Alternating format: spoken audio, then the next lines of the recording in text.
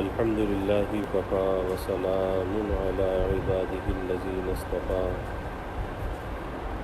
أما بعد فأعوذ بالله من الشيطان الرجيم بسم الله الرحمن الرحيم لقد من الله على المؤمنين إذ بعث فيهم رسولا من أنفسهم يتلو عليهم آياته ويزكيهم ويعلمهم الكتاب والحكمة وإن كانوا من قبل لفي ضلال مبين قال النبي صلى الله عليه وسلم لا يؤمن أحدكم حتى أكون أحب إليه من ولده ووالده والناس أجمعين أو كما قال عليه الصلاة والتسليم رب اشرح لي صدري ويسر لي أمري واحلل عقدة من لساني يفقهوا قولي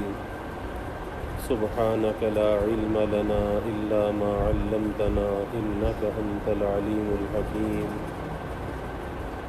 إن الله وملائكته يصلون على النبي يا أيها الذين آمنوا صلوا عليه وسلموا تسليما اللهم صل على محمد عبدك ورسولك وصل على المؤمنين والمؤمنات والمسلمين والمسلمات صدق الله العظيم وصدق رسوله النبي الكريم ونحن على ذلك لمن الشاهدين والشاكرين والحمد لله رب العالمين۔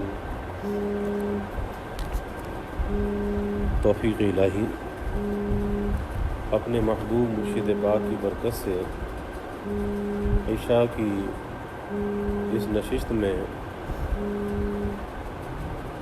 حکیم الامت مجدد الملت حضرت تھانوی رحمۃ اللہ علیہ کی بہت ہی بابرکت تصنیف نشر الطیب فی ذکر النبی الحبیب صلی اللہ علیہ وسلم کا درس چل رہا ہے، اور اس نیت کے ساتھ کہ اللہ تعالیٰ اس ذکر حبیب صلی اللہ علیہ وسلم کی برکت سے اس کرونا وائرس کی وبا سے اللہ سارے عالم کے انسانوں کی اور ہمارے ملک کی ہم سب کی اللہ حفاظت فرمائے، اور اس کے مضر اثرات سے اللہ تعالیٰ سب کو محفوظ رکھے۔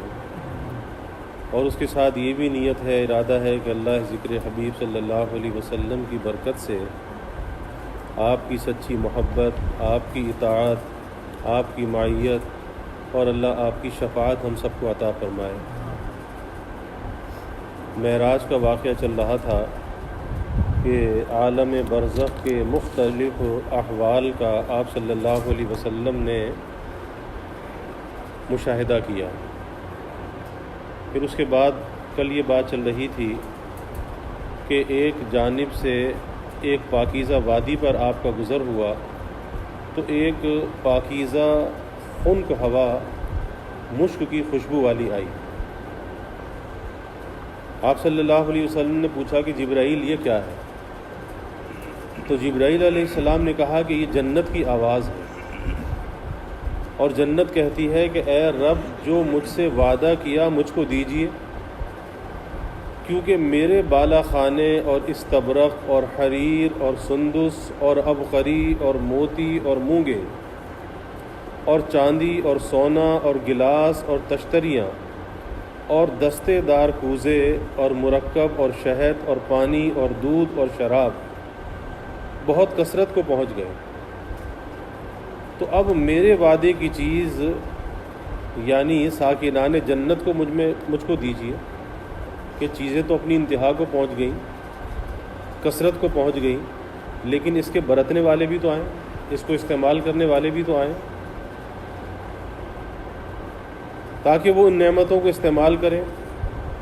تو اللہ تعالیٰ کا ارشاد ہوا کہ تیرے لیے تجویز کیا گیا جنت کے لیے ہر مسلم اور مسلمہ اور مومن اور مومنہ اور جو مجھ پر اور میرے رسولوں پر ایمان لائے، اللہ پر بھی اور اللہ کے رسولوں پر، اور میرے ساتھ شرک نہ کرے، اللہ کی ذات میں صفات میں کسی کو شریک نہ ٹھہرائے، اور میرے سوا کسی کو شریک نہ ٹھہرائے، اور جو مجھ سے ڈرے گا وہ مامون رہے گا، اللہ سے ڈرنے والا۔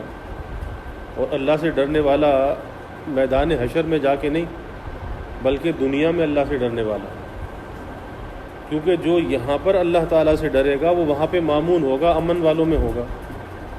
اور حدیث شریف میں بھی آتا ہے، آپ صلی اللہ علیہ وسلم نے فرمایا کہ اللہ کبھی مومن کو دو خوف میں مبتلا نہیں کرتا، یہاں بھی خوف میں ہو اور وہاں بھی خوف میں ہو، ایسا نہیں ہوگا۔ جو یہاں پر خوف کے ساتھ رہا، اور خوف کی علامت اور پہچان یہ ہے کہ اللہ تعالیٰ کی نافرمانی سے بچ کے رہا، نیکی کے اہتمام کے ساتھ رہا، یہ اللہ تعالیٰ کے ڈر اور خوف کی علامت اور پہچان ہے۔ تو جو یہاں پر خوف میں رہے گا، یعنی نیکی کرتا رہے گا، گناہ سے بچتا رہے گا، وہ وہاں پر بے خوف ہوگا۔ اور جو یہاں پر بے خوف ہوگا، یہاں پر اللہ کی نافرمانی کے ساتھ زندگی گزارے گا، تو پھر وہ وہاں پر امن والوں میں نہیں ہوگا، پھر وہاں پہ وہ خوف والوں کے اندر ہوگا۔ تو فرمایا کہ جو مجھ سے ڈرے گا، اللہ تعالیٰ فرماتے ہیں جو مجھ سے ڈرے گا وہ مامون رہے گا۔ اللہ ایسا ڈر عطا فرما دے کہ اللہ ہمیں امن والوں میں کر دے، امن والوں میں کر دے۔ اور جو مجھ سے مانگے گا میں اس کو دوں گا۔ اور وہ مانگنا بھی کہاں؟ یہاں مانگنا ہے، وہاں جا کے نہیں، یہاں پر مانگنا ہے۔ جو مانگنا ہے مانگ لے۔ اب جو یہاں پر اللہ سے مانگ لے گا، اللہ اس کا صلہ یہاں بھی دے گا، وہاں بھی دے گا۔ ہاں، دنیا کے لیے جو بندہ اللہ سے مانگتا ہے تو دنیا کے بارے میں اللہ اس کی مصلحت کو دیکھتا ہے، آیا اس کے لیے مفید ہے یا نہیں ہے، کوئی مضر چیز کا سوال تو نہیں کر رہا۔ اگر وہ چیز اس کے حق میں مفید ہے تو اللہ عطا کرتا ہے۔ اور یہ بھی ضروری نہیں کہ آج مانگے آج وہ چیز مل جائے، اللہ کے علم میں ہے کہ یہ اس کے لیے 1 مہینے کے بعد مفید ہے، 1 سال کے بعد مفید ہے۔ تو جب اللہ کے علم میں جو چیز جس وقت دینا مناسب ہے، اللہ اس کے تحت اس کو وہ چیز عطا کرتا ہے، ہماری طلب پہ نہیں۔ ہم تو چاہتے ہیں کہ آج ہی سب کچھ مل جائے، لیکن اتنا بوجھ برداشت بھی تو کر سکے۔ کبھی ایسا ہوتا ہے کہ حیثیت سے زیادہ اگر مل جائے تو اس کا بوجھ برداشت نہیں ہوتا۔ جیسے حکیم الامت حضرت تھانوی رحمۃ اللہ علیہ نے ایک واقعہ لکھا کہ ایک انگریز کلیکٹر تھا اور اس کا ایک چپڑاسی تھا۔ وہ انگریز تھا، یہ مسلمان تھا چپڑاسی، ہندوستان کا واقعہ ہے۔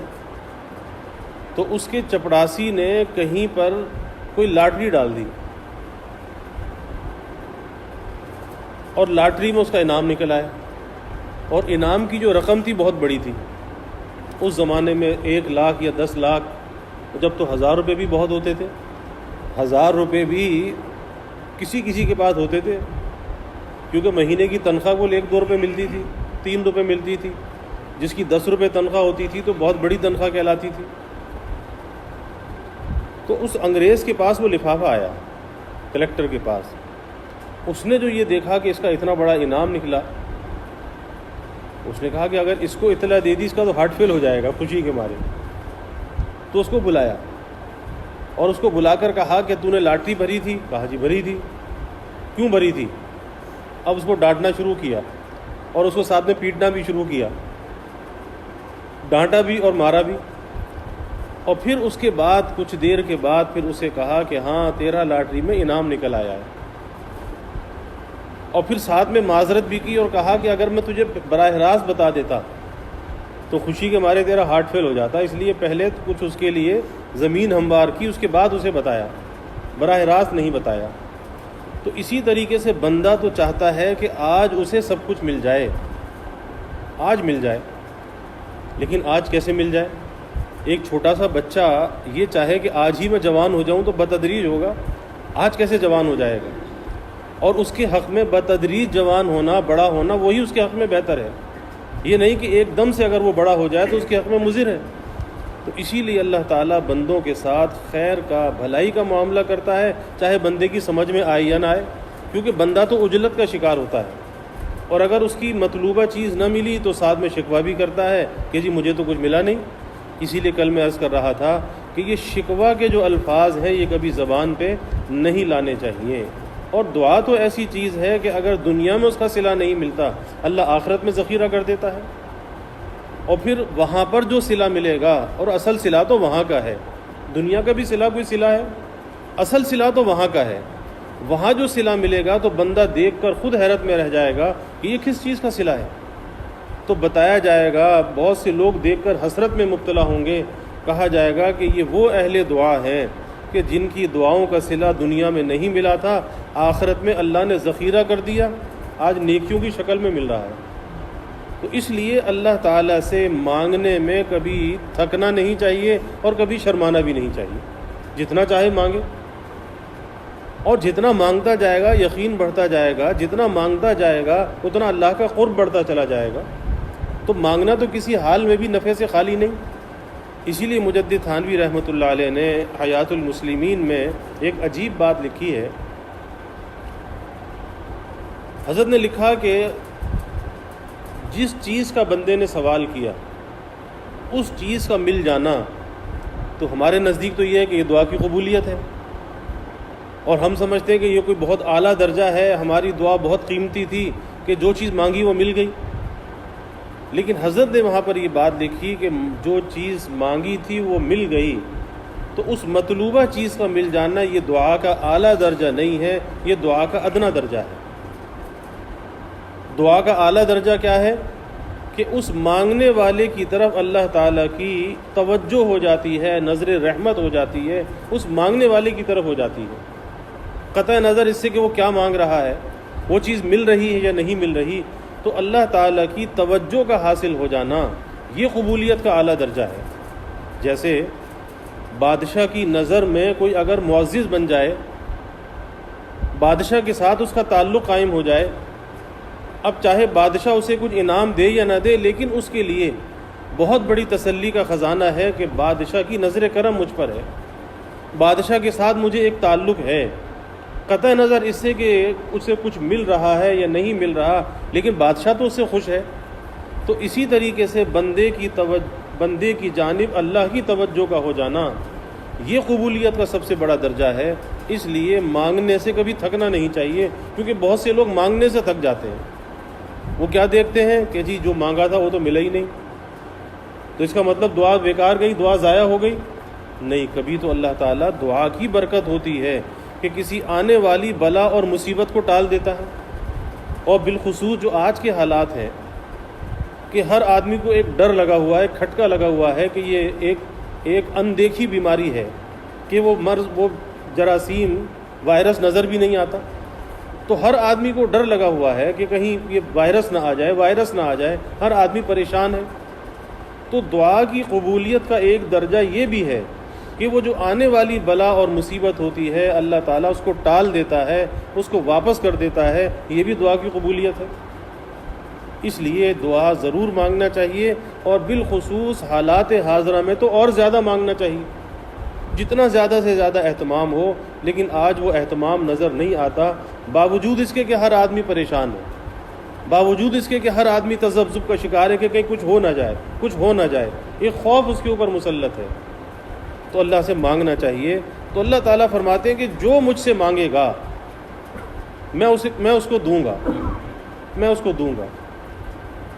اب دنیا کے معاملے میں تو میں عرض کر رہا تھا کہ اللہ حکمت کو دیکھتا ہے، مفید ہے یا نہیں ہے، لیکن آخرت کے بارے میں اللہ تعالیٰ کا وعدہ ہے کہ آخرت کے لیے بندہ جو سوال کرتا ہے اللہ اس کے سوال کو رد نہیں کرتا، آخرت کے بارے میں اس کا سوال ضرور پورا کیا جاتا ہے، دنیا کے بارے میں وعدہ نہیں۔ جیسے عید الفطر کے لیے حدیث آتی ہے کہ جب اللہ فرشتوں کو گواہ کر کے کہتا ہے میدان عید میں جب لوگ جمع ہوتے ہیں کہ اگر دنیا کے بارے میں سوال کریں گے تو میں ان کی حکمت کو، مصلحت کو دیکھوں گا، لیکن آخرت کے بارے میں جو یہ سوال کریں گے میں انہیں ضرور عطا کروں گا۔ اللہ تعالیٰ فرشتوں کو گواہ کر کے کہتا ہے۔ تو اصل تو انسان کے لیے دنیا نہیں، اصل تو آخرت ہے، اصل آخرت ہے۔ تو یہاں کی تو گزر جائے گی جیسے بھی گزرے گی، لیکن اللہ سے جہاں دنیا کے بارے میں تو ہم مانگتے ہیں، لیکن اللہ سے آخرت کے بارے میں ضرور مانگنا چاہیے، آخرت کی نعمتوں کا ضرور سوال کرنا چاہیے، اللہ سے اچھے خاتمے کا سوال کرنا چاہیے، اللہ سے اچھی قبر کا سوال کرنا چاہیے، اور اللہ سے میدان حشر کی رسوائی سے بچنے کا سوال کرنا چاہیے کہ دنیا کے اندر جب اللہ نے عزت کے ساتھ رکھا، ستاری کے ساتھ رکھا، تو کل میدان حشر میں اگر سب کے سامنے اترے پترے کھل گئے تو پھر کیا ہوگا؟ تو جیسے اللہ نے یہاں ستاریت کے ساتھ رکھا، اللہ وہاں بھی ستاریت کے ساتھ رکھے۔ اللہ سے مانگنا چاہیے کہ اللہ نہ یہاں ہمیں رسوا فرما، نہ وہاں پہ ہمیں رسوا فرما۔ پھر آپ صلی اللہ علیہ وسلم کی شفاعت کا اللہ سے سوال کرنا چاہیے، اور ظاہر ہے کہ آپ کی شفاعت کا سوال ہم کرتے رہیں گے تو اللہ تعالیٰ کا فضل ضرور متوجہ ہوگا، اور اللہ ایسے اعمال کی توفیق دے دے گا کہ جس کے ذریعے سے اللہ کے حبیب صلی اللہ علیہ وسلم کی شفاعت، آپ کی معیت ہمیں نصیب ہو جائے گی۔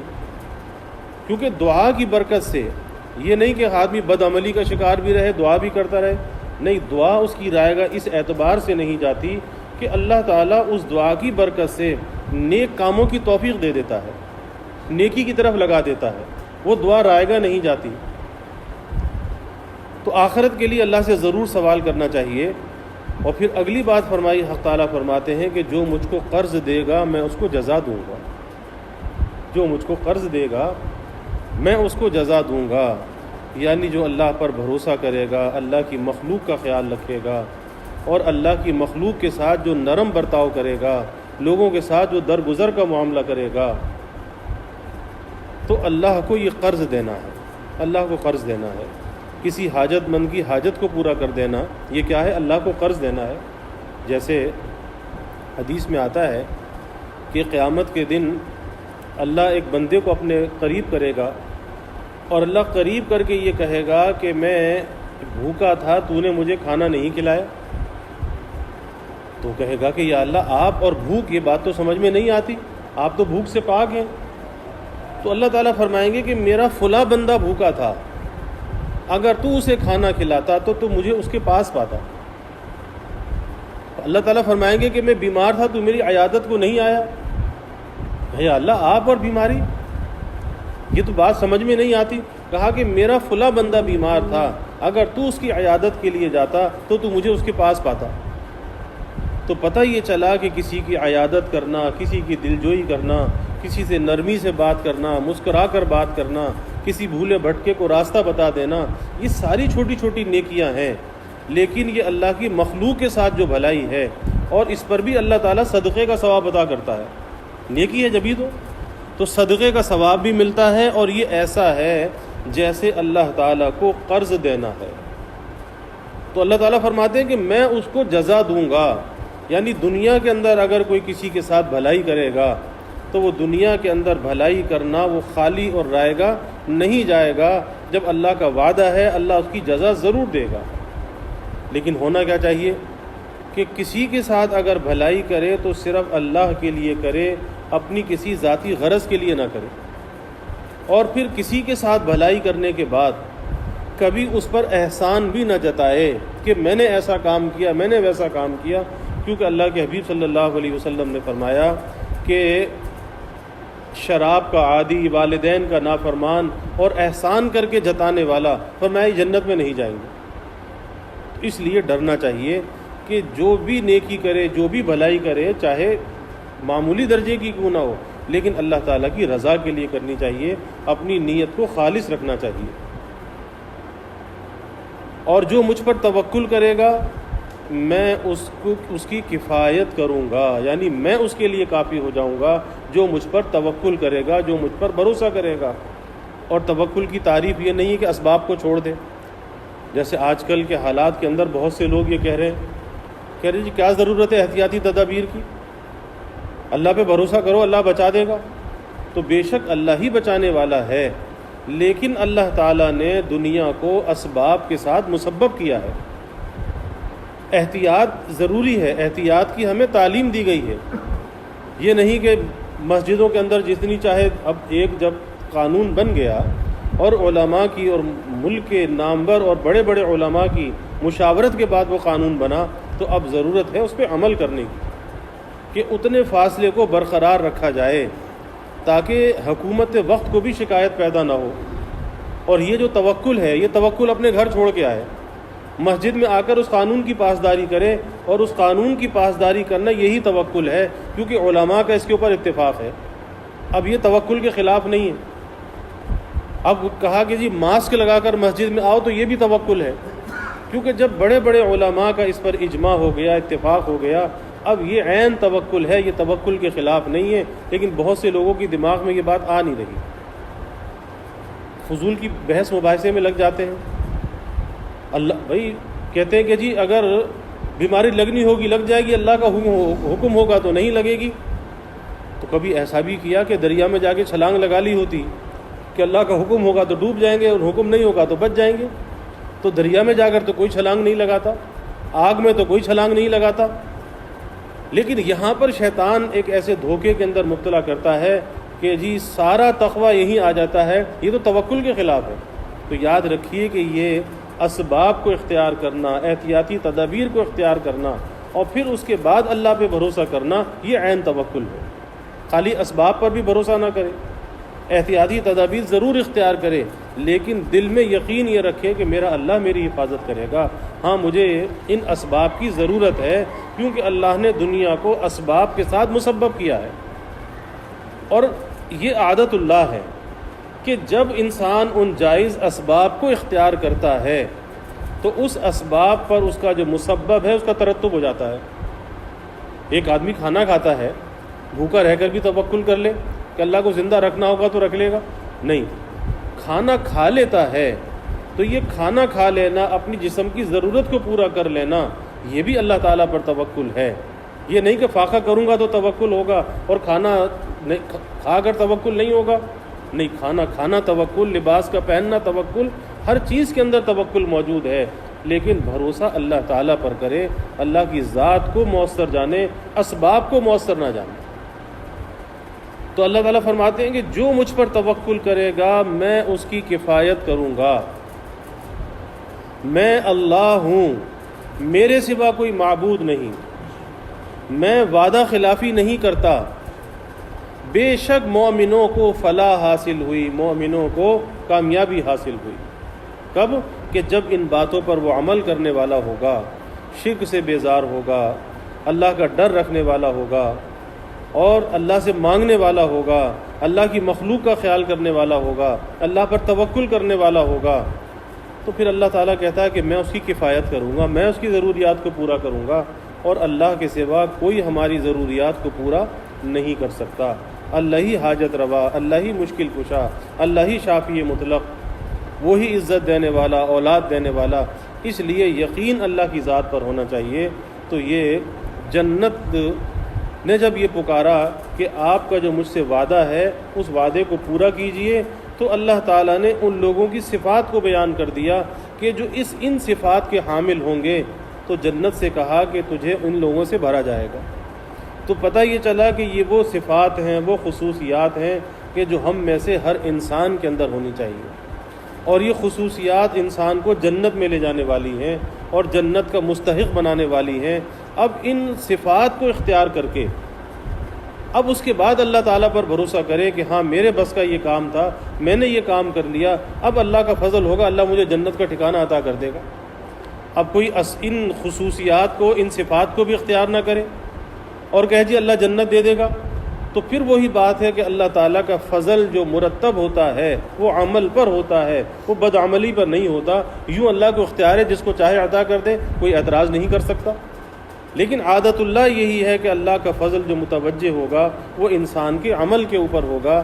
تو عمل کر کے، اسباب کو اختیار کر کے، تدبیر کو اختیار کر کے، احتیاطی تدابیر کو اختیار کر کے پھر اللہ تعالیٰ پر بھروسہ کرے تو اللہ اس کے لیے کافی ہو جاتا ہے۔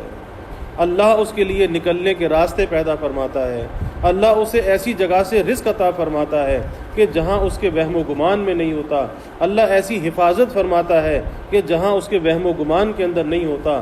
لیکن اسباب کے ساتھ بھروسہ کرنا چاہیے، اور یہ عین توکل ہے، اور یہ توکل کے منافی نہیں ہے۔ پھر اس کے بعد ایک اور وادی پر آپ صلی اللہ علیہ وسلم کا گزر ہوا، تو ایک وحشت ناک آواز سنی۔ وہاں تو بڑی پیاری آواز سنی، لیکن یہاں ایک وحشت ناک آواز سنی، اور بدبو آپ صلی اللہ علیہ وسلم نے محسوس کی۔ آپ صلی اللہ علیہ وسلم نے پوچھا کہ جبرائیل یہ کیا ہے؟ تو جبرائیل علیہ السلام نے عرض کیا کہ یہ جہنم ہے، اور یہ جہنم کی آواز ہے، اور یہ بھی پکار رہی ہے جیسے جنت پکار رہی ہے کہ یا اللہ جن لوگوں سے مجھے بھرنا ہے، کیونکہ میری نعمتیں اپنی کثرت کو پہنچ گئیں، اب وہ استعمال کرنے والے بھیج دیجئے۔ تو جیسے جنت پکار رہی ہے کہ مجھے بھر دیجئے، تو فرمایا کہ یہ جہنم بھی پکار رہی ہے کہ اے رب مجھ سے جو وعدہ کیا یعنی دوزخیوں سے بھرنے کا، وہ مجھ کو عطا فرما۔ خالی یہ نہیں جنت پکار، دوزخ بھی پکار رہی ہے، کیونکہ میری زنجیریں اور طوق اور شعلے اور گرم پانی اور پیپ اور عذاب بہت کثرت کو پہنچ گئے۔ یہ جو عذاب کی صورتیں ہیں، جہنم کہتی ہے کہ بہت کثرت کو پہنچ گئے، اور میرا قعر بہت دراز اور گرمی بہت تیز ہو گئی، آگ کی جو حدت ہے، شدت ہے، بہت تیز ہو گئی۔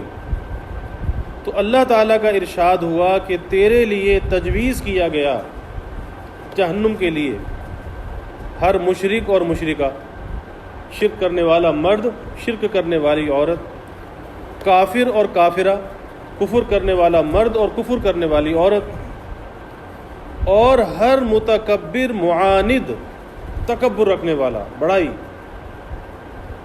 جو یوم حساب پر یقین نہیں رکھتا۔ دوزخ نے کہا کہ میں راضی ہو گئی، دوزخ نے کہا کہ میں راضی ہو گئی۔ تو پتہ چلا کہ مشرک، شرک کرنے والا اور کفر کرنے والا اور تکبر کرنے والا، کیونکہ تکبر جو ہے ام الامراض ہے، اور جتنی بھی خرابیاں انسان کے اندر جنم لیتی ہیں، یہاں تک کہ تکبر انسان کو ایمان سے کفر کی طرف لے جاتا ہے، اس کا ذریعہ بھی تکبر بن جاتا ہے۔ شیطان جو مردود ہوا، لاکھوں برس عبادت کی، تو شیطان جو مردود ہوا ابد الآباد کے لیے جہنم میں جائے گا۔ آخر کیوں مردود ہوا؟ اسی تکبر کی وجہ سے کہ جب اسے کہا گیا کہ آدم کو سجدہ کرو، انکار کر دی، اپنی افضلیت کا قائل ہو گیا کہ میں ان سے بہتر ہوں، انا خیر من، میں ان سے بہتر ہوں، یعنی ان کو اپنے سے کمتر سمجھا اور اپنے کو ان سے افضل سمجھا، جبکہ حکم کس کا تھا؟ اللہ کا حکم تھا۔ اور جب اللہ کا حکم تھا تو جس کو بھی اللہ کہے سجدہ کرو، کر دو، یہ نہ دیکھو کہ میں کون اور یہ کون۔ تو اس نے اپنے افضل ہونے کو پیش نظر رکھا، اللہ کے حکم کی اس نے پرواہ نہ کی کہ مجھے آگ سے بنایا، خلقتنی من نار وخلقتہ من طین، ان کو مٹی سے بنایا، اور آگ مٹی سے افضل ہے، تو جب میں ان سے افضل ہوں تو ان کو سجدہ کیسے کروں؟ بس یہی تکبر تھا کہ لاکھوں برس عبادت کرنے کے بعد راندہ درگاہ ہو گیا، ہمیشہ ہمیشہ کے لیے مردود ہو گیا۔ تو اس لیے متکبر، تکبر کرنے والا، یہ بھی فرمایا کہ اللہ کہتا ہے کہ اس سے جہنم کو بھرا جائے گا۔ جہاں مشرک، مشرکہ، کافر، کافرہ، تو وہیں پر متکبر، معاند، عداوت رکھنے والا، ایسے لوگوں سے اللہ تعالیٰ اس جہنم کو بھرے گا۔ تو اللہ سے پناہ مانگنی چاہیے کہ یا اللہ تو ہمیں ایسے اعمال کی، اقوال کی، احوال کی توفیق عطا فرما، اور وہ جو صفات ہیں اہل جنت کی، یا اللہ وہ صفات ہمیں عطا فرما کہ جو ہمیں جنت میں لے جانے کا ذریعہ بن جائیں۔ اور یہ کفر ہے، شرک ہے، اور یہ تکبر ہے، عداوت ہے، استکبار ہے، عار ہے، اللہ تعالیٰ ان چیزوں سے محفوظ رکھے کہ جو جہنم میں جانے کا ذریعہ بن جائیں۔ یا رب صلی وسلم دائما ابدا علی حبیبک خیر الخلق کلہم وآخر دعوانا الحمد للہ رب العالمین۔ الحمد للہ رب العالمین والعاقبۃ للمتقین والصلاة والسلام علی اشرف الانبیاء والمرسلین۔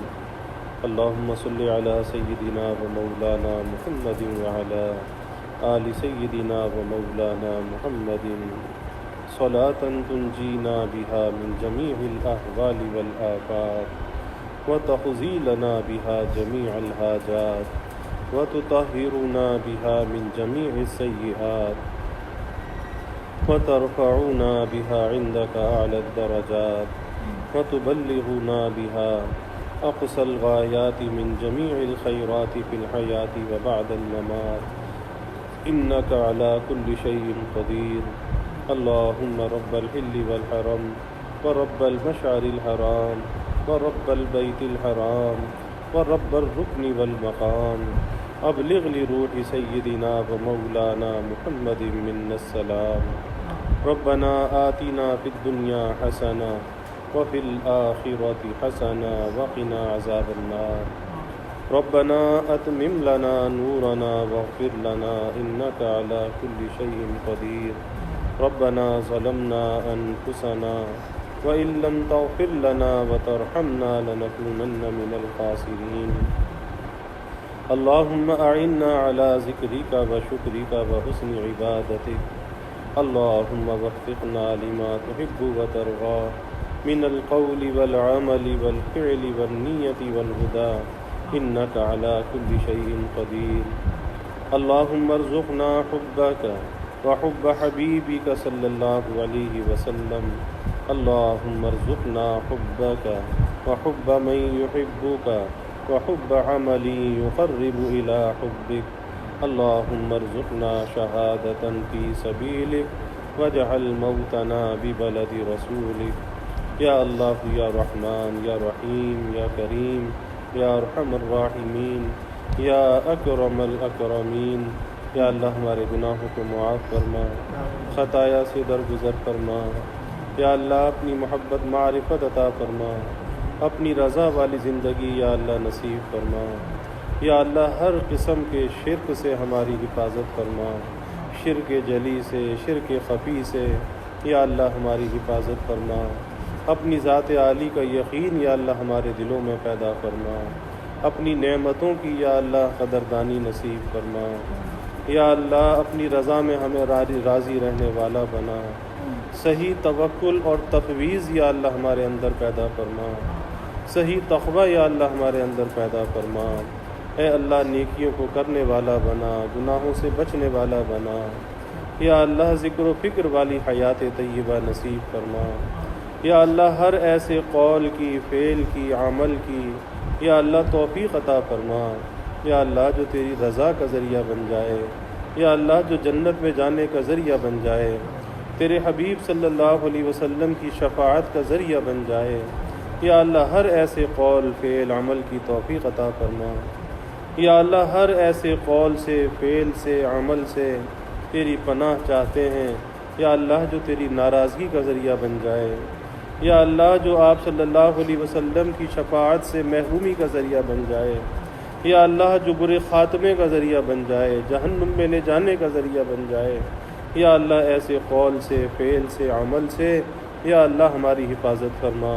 ہم تیری پناہ چاہتے ہیں. اے اللہ تو ہمیں اپنی پناہ میں لے لے. اے اللہ تو ہمیں اپنی پناہ میں لے لے. اس ذکر حبیب صلی اللہ علیہ وسلم کی کامل برکات نصیب فرما. یا اللہ اس ذکر حبیب کے انوار سے ہمارے قلوب کو منور فرما. ہمارے دلوں کی ظلمتوں کو، قساوتوں کو دور فرما. آپ کی سچی محبت، عظمت یا اللہ ہمارے دلوں میں پیدا فرما. یا اللہ زندگی کے تمام حصوں میں کامل اتباع کی توفیق عطا فرما. آپ کی تعلیمات پہ چلنے والا بنا. آپ کی غلامی میں جینے اور مرنے کی یا اللہ توفیق عطا فرما. یا اللہ غیر کے اتباع سے بچا، غیر کی نقالی سے بچا. اپنے محبوب کی غلامی میں جینے اور مرنے والا بنا. یا اللہ ذکر حبیب صلی اللہ علیہ وسلم کی برکت سے ہمارے ملک پر، سارے عالم پر اپنی رحمتوں کا نزول فرما. یا اللہ اس وائرس سے سارے عالم کی حفاظت فرما.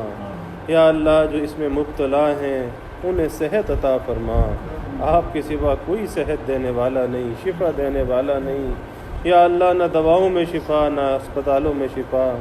اے اللہ یہ اندیکھی بیماری ہے. یا اللہ اپنے فضل کا معاملہ فرما، عفو درگزر کا معاملہ فرما. اے اللہ جو بیمار ہیں انہیں صحت عطا فرما. اس ابتلا سے، آزمائش سے نجات عطا فرما. یا اللہ جو محفوظ ہیں تو ان کی حفاظت فرما. یا اللہ سارے عالم سے اس کے مضر اثرات کو دور فرما، اس کے نقصانات کو دور فرما. یا اللہ ہم کمزور ہیں، ضعیف ہیں، کسی امتحان اور آزمائش کے قابل نہیں۔ اے اللہ ہم تیری پناہ چاہتے ہیں، تو اپنی حفاظت میں ہمیں لے لے، اپنی مدد کو ہمارے شامل حال فرما، اپنی نصرت سے ہمیں کبھی بھی محروم نہ فرما۔ یا اللہ ہمارے چھوٹے چھوٹے بچوں کی حفاظت فرما، ہمارے نوجوانوں کی حفاظت فرما۔ یا اللہ ہمارے بوڑھوں کی حفاظت فرما، ہماری خواتین کی حفاظت فرما۔ اے اللہ ہم سب کی حفاظت فرما، ہمارے اعزاء اقربا دوست احباب متعلقین کی حفاظت فرما۔ یا اللہ وہ ڈاکٹر، وہ نرسز، وہ پیرامیڈیکل اسٹاف، یا اللہ جو فرنٹ لائن پر خدمات انجام دے رہا ہے، اے اللہ تو ان کی بھی حفاظت فرما، ان کی خدمات کو قبول فرما، ان خدمات کا بہترین صلہ عطا فرما۔ یا اللہ تو ہر جانب سے ان کی حفاظت فرما۔ یا اللہ جو دنیا سے چلے گئے، یا اللہ ان بھائی مسلمانوں کے درجات کو بلند فرما، ان کے لواحقین کو صبر عطا فرما۔ یا اللہ اپنی رحمتوں کا نزول فرما، برکتوں کا نزول فرما، سب کے رزق میں عمل میں برکت عطا فرما۔ یا اللہ کبھی مخلوق کا محتاج نہ بنا، ہمیشہ اپنے در کا سائل اور بھکاری بنا، اپنے در کا منگتا اور سوالی بنا۔ یا اللہ ایمان کی ترقی عطا فرما، اعضاء کی سلامتی عطا فرما، ہر محتاجی معذوری سے یا اللہ حفاظت فرما۔ یا اللہ اپنی رحمتوں کا، برکتوں کا نزول فرما، راحتوں کا نزول فرما، زحمتوں کو یا اللہ دور فرما۔ یا اللہ ہمیں عافیت دارین عطا فرما، عافیت دائمہ عطا فرما۔ ربنا تقبل منا انک انت السمیع العلیم وتب علینا انک انت التواب الرحیم وجزا اللہ عنا محمدا صلی اللہ علیہ وسلم معه وأهله وصلی اللہ تعالی وسلم علی النبی الکریم آمین برحمتہ۔